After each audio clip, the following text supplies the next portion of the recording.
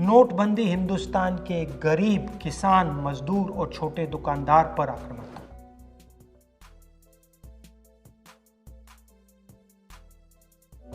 नोटबंदी हिंदुस्तान की असंगठित अर्थव्यवस्था पर आक्रमण था। 8 नवंबर 8 बजे 2016 प्रधानमंत्री जी ने नोटबंदी का निर्णय लिया। 500 रुपए, 1000 रुपए का नोट रद्दी कर दिया। पूरा हिंदुस्तान बैंक के सामने जाके खड़ा हुआ। आपने अपना पैसा, अपनी आमदनी बैंक के अंदर डाली। पहला सवाल, काला धन मिटा? नहीं। दूसरा सवाल, हिंदुस्तान के गरीब जनता को नोटबंदी से क्या फायदा मिला?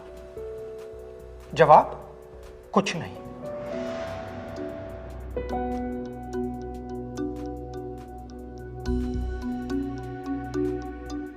तो फायदा किसको मिला?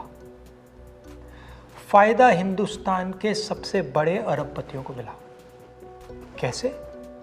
आपका जो पैसा था, आपके जेब में से, आपके घरों में से निकालकर उसका प्रयोग सरकार ने इन लोगों का कर्जा माफ करने के लिए किया।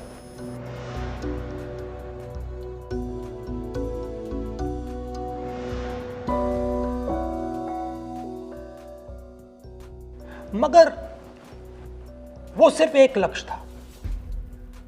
दूसरा लक्ष्य भी था छुपा हुआ, जमीन साफ करने का। जो हमारा इनफॉर्मल सेक्टर है, असंगठित अर्थव्यवस्था का सेक्टर है, वो कैश पे चलता है। छोटा दुकानदार हो, किसान हो, मजदूर हो, वो कैश से काम करता है। नोटबंदी का दूसरा लक्ष्य, जो जमीन साफ करने का लक्ष्य, असंगठित अर्थव्यवस्था के सिस्टम से नगद कैश को निकालने का। प्रधानमंत्री ने स्वयं कहा कि वो कैशलेस इंडिया चाहते हैं, कैशलेस हिंदुस्तान चाहते हैं। अगर कैशलेस हिंदुस्तान होगा तो असंगठित अर्थव्यवस्था तो खत्म हो जाएगी। नुकसान किसको हुआ?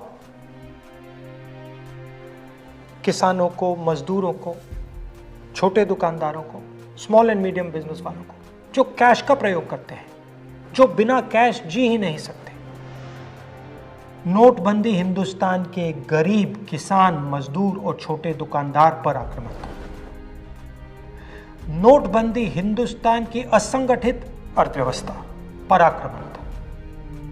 और हमें इस आक्रमण को पहचानना पड़ेगा और पूरे देश को मिलकर इसके खिलाफ लड़ना पड़ेगा।